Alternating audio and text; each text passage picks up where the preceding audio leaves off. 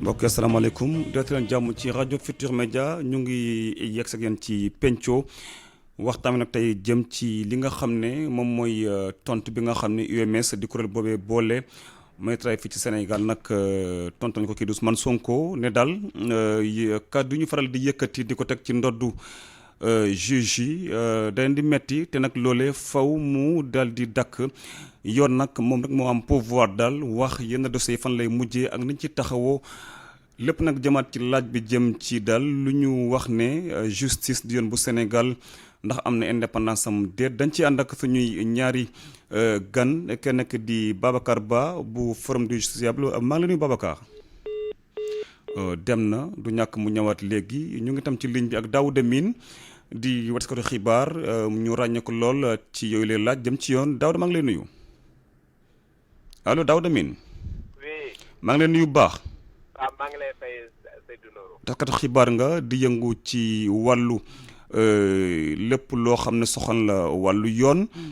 gis nga li nga xam ne nag moom mooy kaddu yi nga xam ne yëkkati na ko ki jiite UMS di kuréel boobu boole magistrat fi Sénégal nag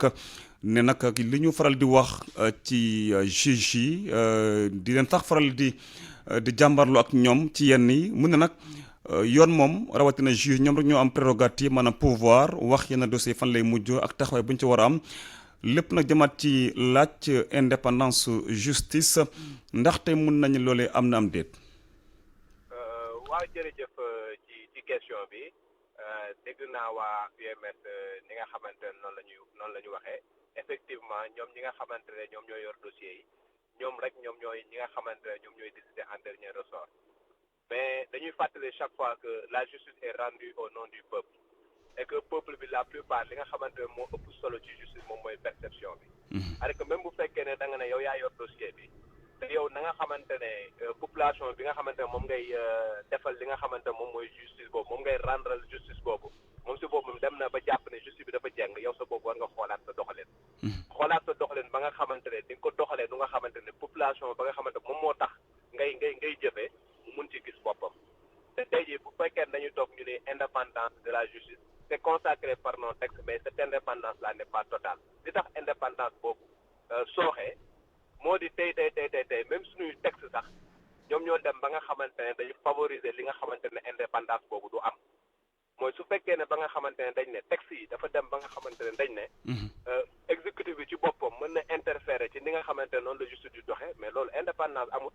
te loolu dafa nekk lu nga xamante ne suñu texte da koo consacré tey bu ñuy wax justice c'est dans sa globalité nga xool magistrature dañ leen diviser en deux parties magistrat du parquet ak magistrat du siège magistrat du siège bi nga xamante ne muy juge d'instruction bi muy ki nga xamante ne mooy àtte en dernier ressort kooku dossier mënu koo jot tant que procureur de la république joxu ko te procureur de la république boobu dafa nekk ku nga xamante ne dafa jokkoo ci ki nga xamante ne moom mooy exécutif nga jël tey article 25 bu code de procédure pénale daf ne la procureur de la république moom ci boppam mën na recevoir des instructions écrites du ministre de la justice le ministre de la justice c'est le pendant de l'exécutif léegi moom bu bindee procureur de la république ñoo ne ko dama bëgg nga toppal ma Daouda Mine mais il a l'obligation topp Daouda Mine mais est-ce que aussi parfois da ngay dégg nit ñi naan juge dafa jàng wala justice nekkul loo xam ne dafa indépendante est-ce que tey xamul tamit yomb nit ñi di wax fekk xamuñu carrément li nga xam ne aussi moom la seen dossier yi wundu.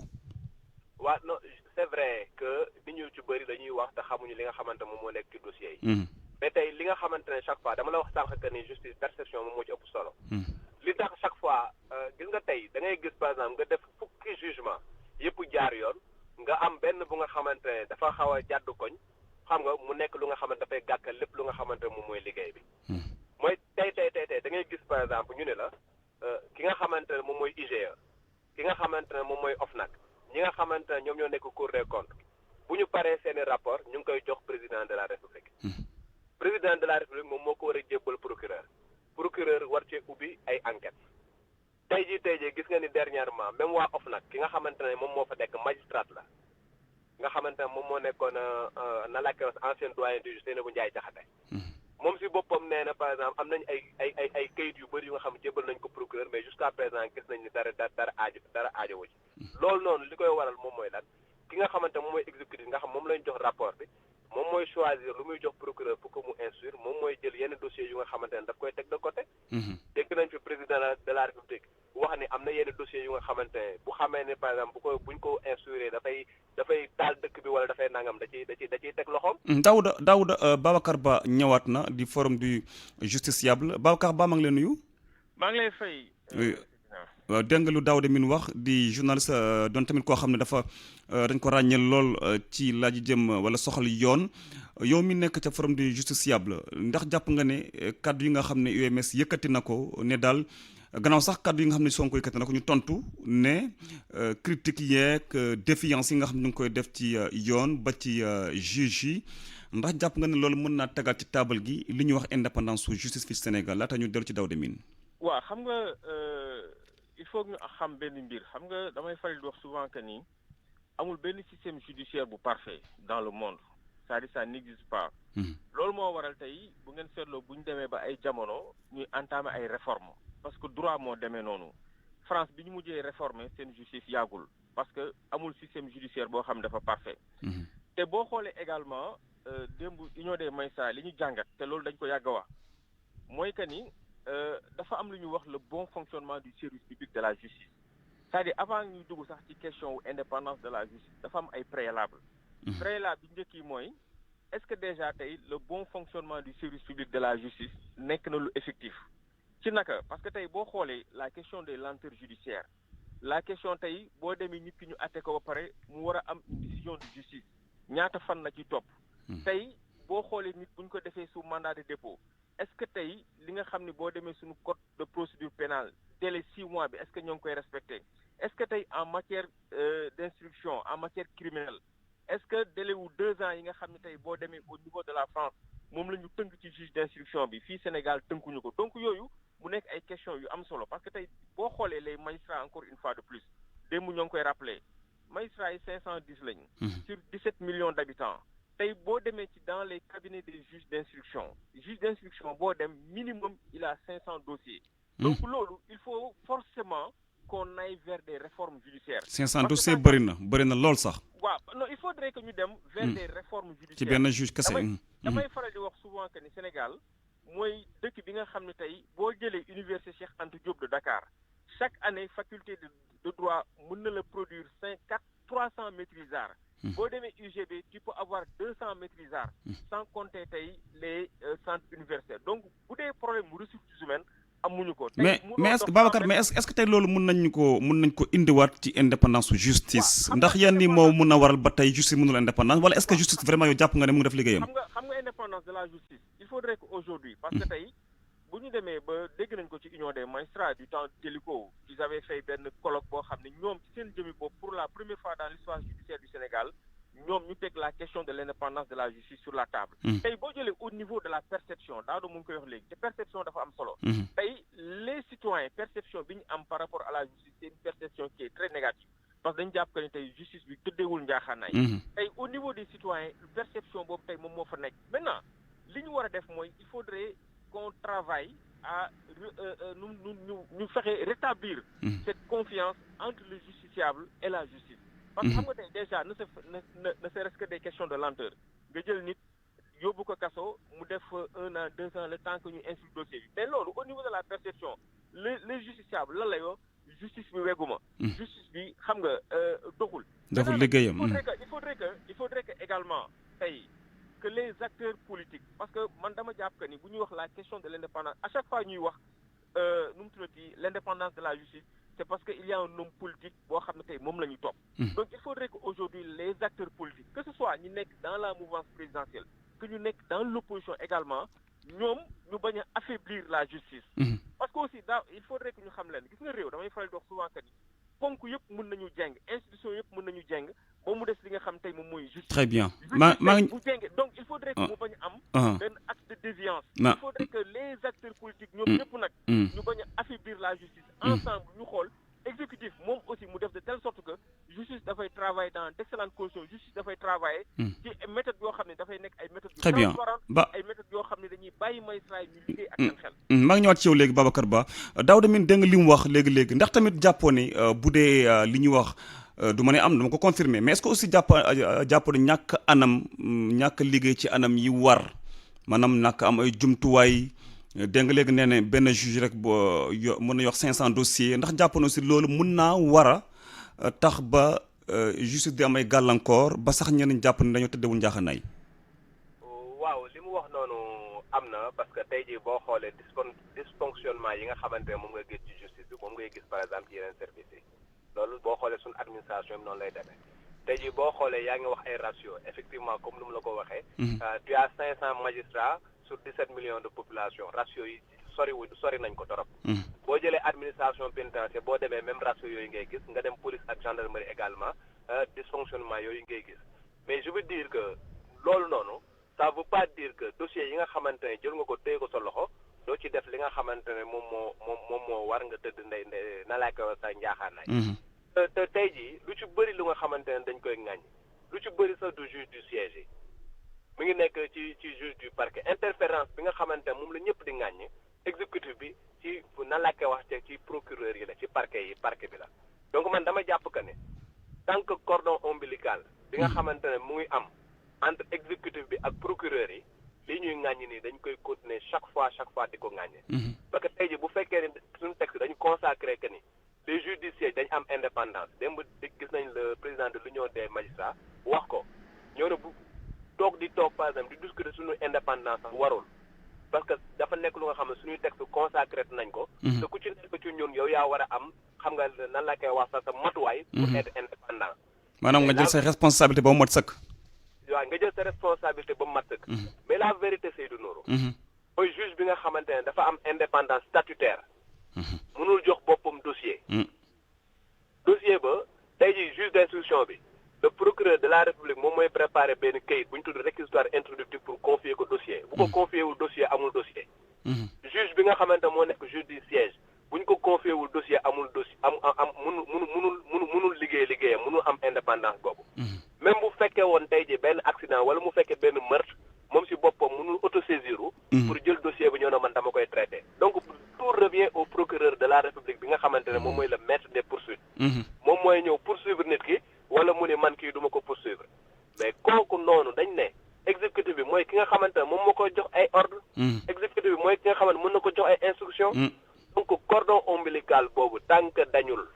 tey jii indépendance de la justice boobu ñuy wax noonu mënul am au Sénégal c'est ça la vérité. très bien Daouda maa ngi ñëwaat Babacar Ba dégg nga lu Daouda mi nu wax maanaam lëkkaloo bi diggante exécutif bi ak pouvoir judiciaire bi ndax da nga jàpp ne dog na wala dogul.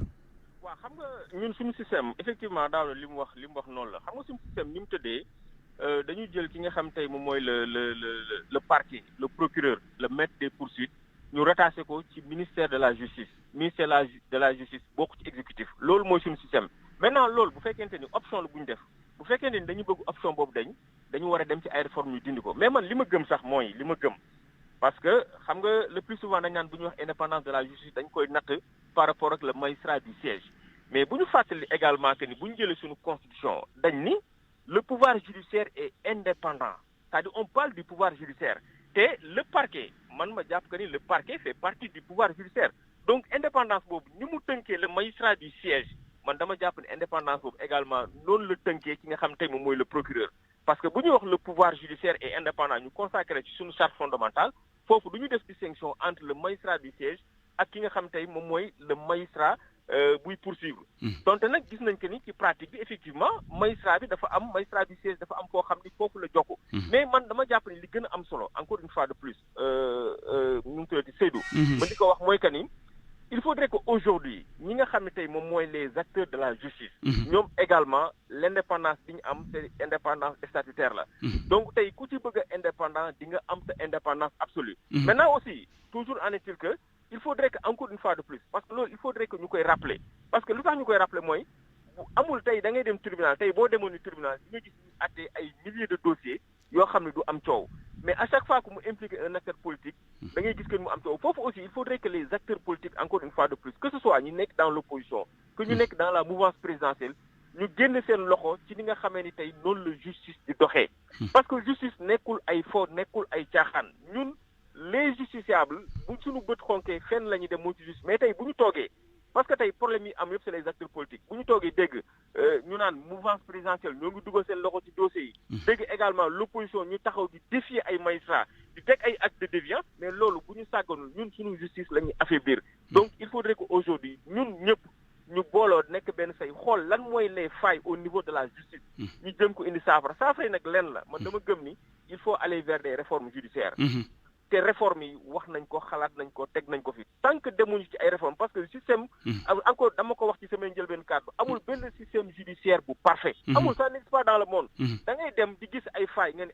tey magistrat du siège bi. xam nga tey boo xoolee les magistrats du siège ñoom lan la ñuy jooy. nee nañ ñoom seen indépendance dañ koy menacer parce que tey li ñu wax le principe de l'inamovibilité. muy principe bi nga xam tey en réalité moom mooy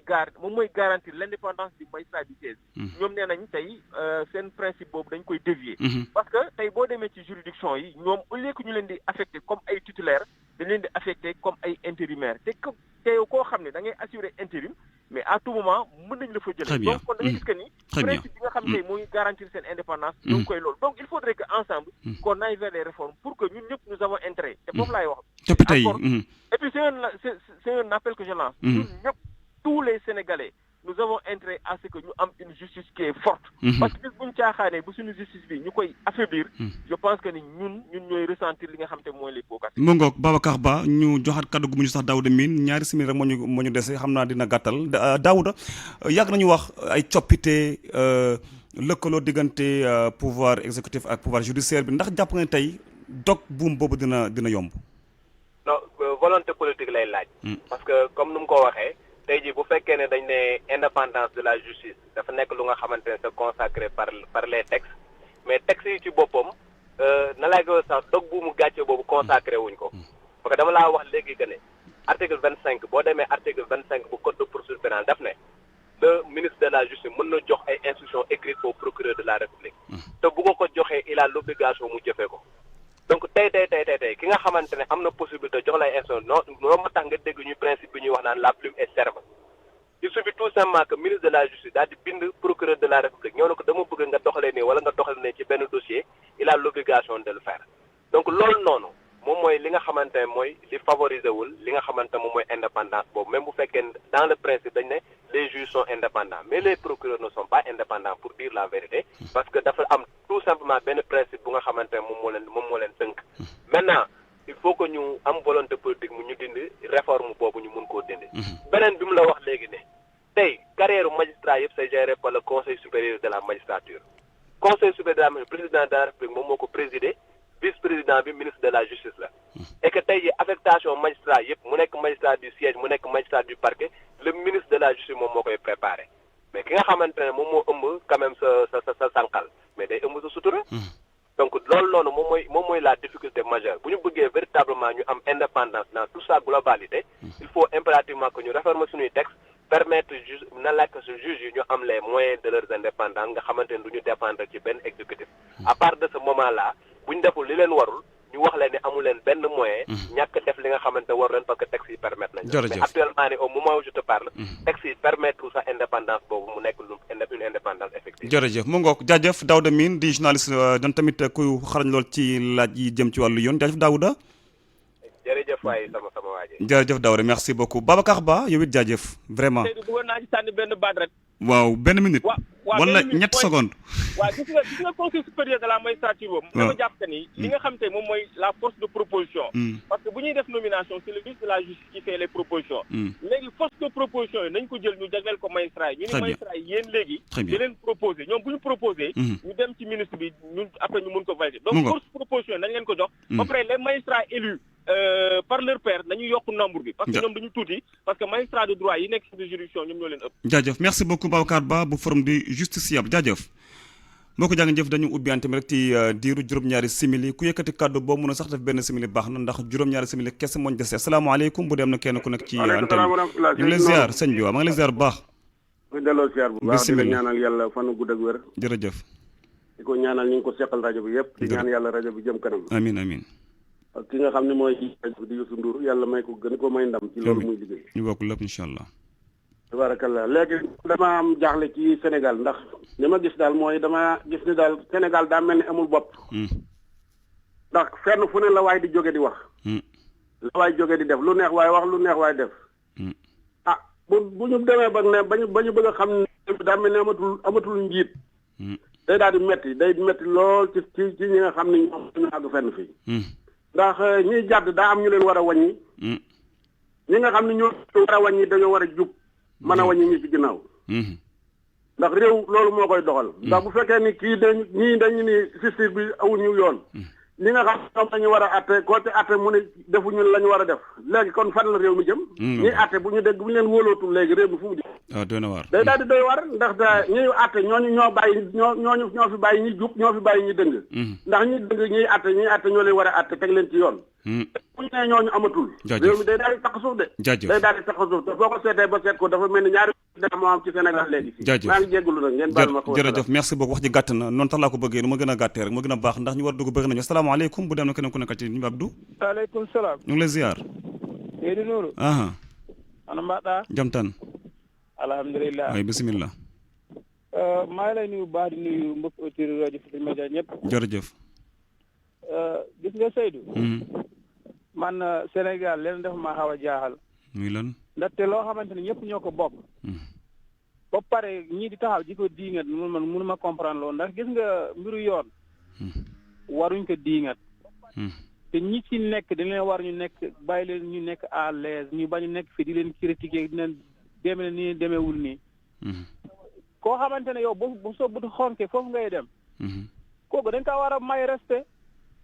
waaye bu fekkee yow nit bu toogee sax dara waaye nag ñàkkul na aussi parfois aussi boo gisee loo xam ne aussi sa xel dalu ci nga critiquer gis nga Seydou waaw fii ngay taxaw nga nit dugg si rajo yi mun naa la justice amul Sénégal ba pare bu nit amee problème si ñoom lay dem man genre ñooyu moo tax may wax waaye ku am problème am nga sañ-sañ wax ko waaye am na ñoo xam ne dañuy taxaw ne justice amul Sénégal ba pare Sénégal ku fi am problème ci ñoom ngay dem man genre ñooyu moo tax may wax ñu ngi lay gërëm baax baax di la nuyu baax nuyu waa Jolof ñëpp jërëjëf merci beaucoup jërëjëf bu dee am na keneen ku nekkaat ci ligne bi Abdou asalaamaaleykum allo asalaamaaleykum maaleykum ñu ngi lay ziar sëñ bi maa ngi lay delloo ziar alhamdulilah mon frère El Hadj Malick Ka président des zones élevées du Sénégal ñu ngi leen Seydi Ka ñebbe bisimilah Seydou bayil tooy bisimilah rafetlu seen technicien yi liggéey bi ñuy liggéey ak groupe Futurs Médias jërëjëf man daal Seydou Nour jàpp naa surtout Sénégal dañ ko war a jox gëdd bu mot sëkk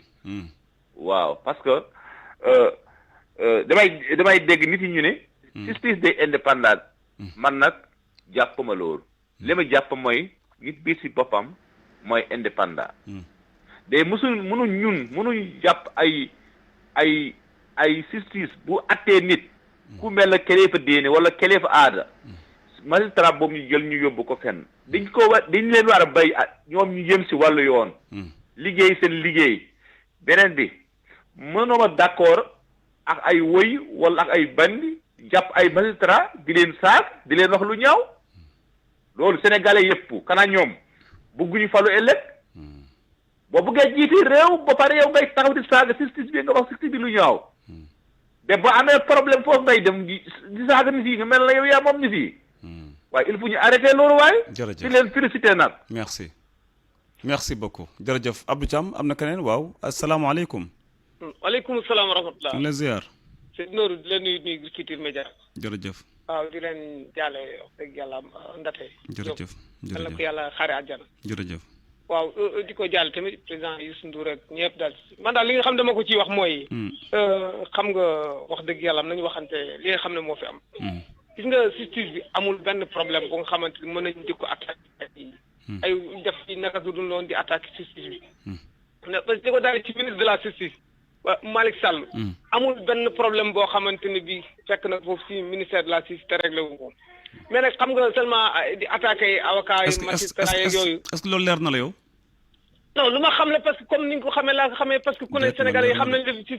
li ci nekk yëpp xam nañ ko. nga problème ñi ci wax Ousmane Sonko bi attaqué magistrat yeeg avocat yeeg ci justice bi. ku ne xam na ne moom problème ku ne xam ne moom moo ne 21 heures la dem fële ci salle de massage bi. sëñ bi déedéet Médor s'il te plaît waay. waaw waaw xam naa mais damay wax rek ne gis nga justice bi. bu ñu ragal nañu waxante li nga xam moo fi am fii yàlla dong moo fi nekk. xam nga fi may wax yàlla moo ñu sàkk moo ñu fi li tax mu indi ñu ngir ñu jàmm ko dong waxante dëgg. merci beaucoup jërëjëf li ko dalee ci gis nga président Macky Sall dëkk bi jàmm démocratie dong moo fi am ak jàmm ak salaam moo fi am ndax président loolu lay doxal. ñun ñi xam ne nommé na la ñi ngi def seen liggéey ni mu waree mais di attaquer justice bi am ay problème politicien la ngay attaquer loolu du dëgg du yoon.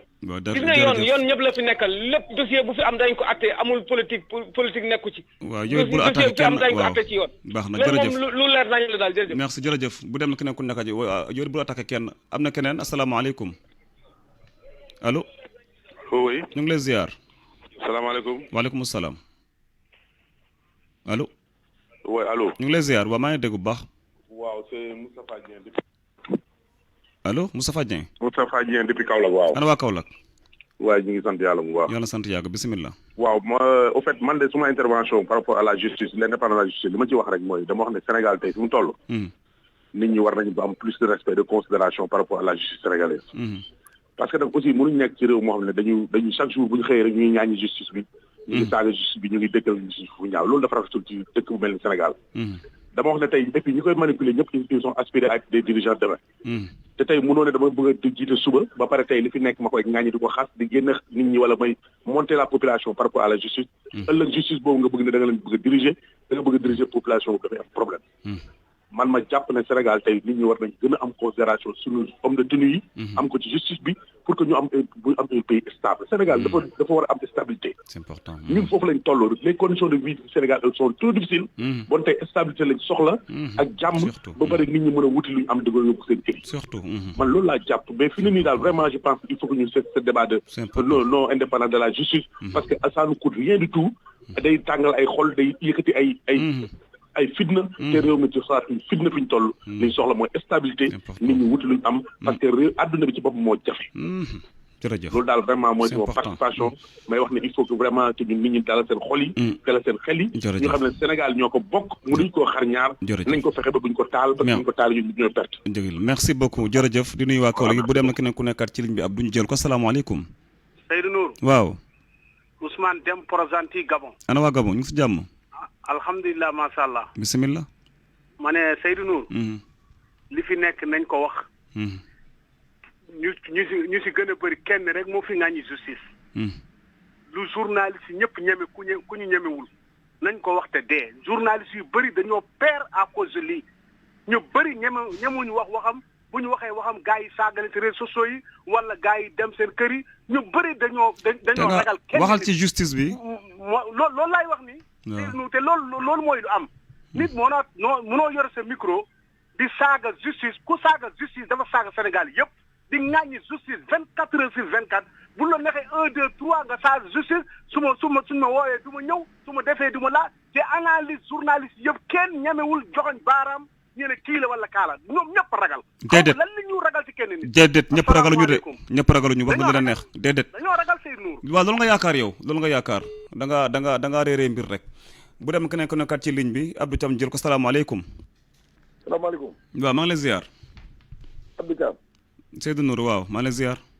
Seydou Nour maa ngi lay ziare. ça va alhamdulilah. Alaaji Xaas Mbay la Mbàkke Bawol. ana Mbàkke Bawol. ñoo ngi lay ziare baax a baax. bisimilah. ñu ngi leen di ndokkeel El Hadji Ndate. sama benn paa bu nekk ci Cheikh Samb taalibe sëñ Modou Am. Daaru Salaam mi ngi leen koy jaale. jërëjëf woo na ma ñeenti yoon vraiment yàlla na ko yàlla yërëm taxaari fàcce. amiin amiin amiin. xam nga li ngay wax ni dafa am solo. xam nga yoon rek mooy yoon. tey man Seydou Nour. ñun ñi nga xam ne ay civil lañ. te képp ku am ak sa morom bu toll si wala yoon amul. kon kenn ku ne mën ngaa fayal sa su boobaa day gën a metti. mais tey bu dakk der yi arrêté laaj ma sama permis laaj ma sama carte d'identité ma jox ko justice laa xalaat moo tax ma def loolu. kon ñoom ñi nga xam ne ñu ëllëg ñoo war a saytu réew mi war koo yor ñoom ñooñu ko war a sàmmal war ñu koo aaral. mais fekkee da nga toog lu neex nga wax ci am na wax yoo xam ne comme ni may dégg nit ñi di wax ni li ma dégg waa ji wax léegi naan président moo ne am na loo xam ne moom même yow sa biir kër gi nga dëkk yow Seydou Nour am na ci coow yoo xam ne sax doo génn ci mbedd loolu réew moo àdduna mooy doxee noonu dafa am loo xam ne ci penc lañ ko waxee am loo xam ne ci néeg lañ ko waxee am loo xam ne ci ëtt lañ koy waxee mais way wuy këpp gaa yàgg ngaa dégg même léegi sax kenn ko way ci tefes xam nga doo dugg te naan accident nangam lu tax nga accident mais doo ko wax. yenn xibaar sax doo ko joxe bu naree taal réew wala mu nar a yàq. yoo xam ne yéen ñooyu léeg-léeg ngeen am ko. yàlla seet na da ngeen koy rafetal ba mu rafet. mais du caagi ne ci même islam sax am na loo xam daf ko suturaal. te ñun ñu l'islam daf koo jaar ci digg bi mais su ma ko waxoon ci danaan kooku dafa ñàkk tegi. te l'islam ci digg bi la jaar. kon réew boo ko yoree da nga koy yor ak manière boo xam ne da ngay fexe ñëpp am jàmm parce que li yor Seydou Nour yorul Xaas Mbay yorul kenn parce que njaboot sax boo ko amee ñëpp mun ñoo yem jikko kon justice dañ leen a war maal sàmm leen mais damay opposé wala damay politique rek lu ma neex ma wax lu ma neex ma def loolu du yoon de parce que loo bañ ñu faylu ko ëllëg bul ko leen parce que sa jur ñu ne président Macky Sall moo waxoon nangam si ne Moustapha Niasse xeer moom yoroon ba léegi ku wax ko kon ñoom lii ñuy def nit nañ bàyyi ne ëllëg si biir yàlla xamu li xew ëllëg mais li ci mën a xew ci ñoom it sëg ñu wax leen ko kon nag yar seen kàddu nga xam ne yooyu ñoo ko bokk warmaa ki fi nekk parce que yàllaa ko fi teg sëg yu ma dégg ñaan yàlla mooy fale mais moom yàlla moo ko fal yàlla mi ko fal ne moo tax moo ko mën a sàmm merci beaucoup jërëjëf di nuyu waa dëkk bi yëpp kon mbokk yi fii lañ ko yemale xam naa rek ba ëllëg incha allah ci beneen émission penco di jaajëfal ñëpp ci teewlu bi jaajëf Abdou Thiam mi nekkoon ci machine bi Maysa Mbaye ci digital bi di tamit woy rek di ñaan laat suñu way dawlu suñu xarit suñu nit suñu doomu ndey Hadj Ndate Diop di ñaan doomu Sénégal yi fu ñu toll ñu daal di ko ñaanal allahumma ghafir lahu warhamhu allahumma nawwir qabrahu waj'alil jannata mathwahu wa ma'wahu amin wa li jami'il muslimina wal muslimat wal mu'minina wal mu'minat al ahya'i minhum wal amwat ajma'in amma di tam ñaanal jàmm ak salaam délégation bi fi jóge léegi Haj Assane ak Babacar Fall jiite ko dem fekk ñetteelu fan bi sax bi incha allah ñu ngi wutali Pire waaye tamit jaarale foofee ca Bambey dem tamit jaale suñu ndaw foofee di Pape Mbaye Diaw toogal ñu Kaolack moom tamit bàyyam moo fi génn àddina yal na leen yàlla xaare àjjana yoonu jàmm ak salaam incha allah dem ak dikk asalaamaaleykum. RFM Radio Futur Média 94 FM Dakar. Publicité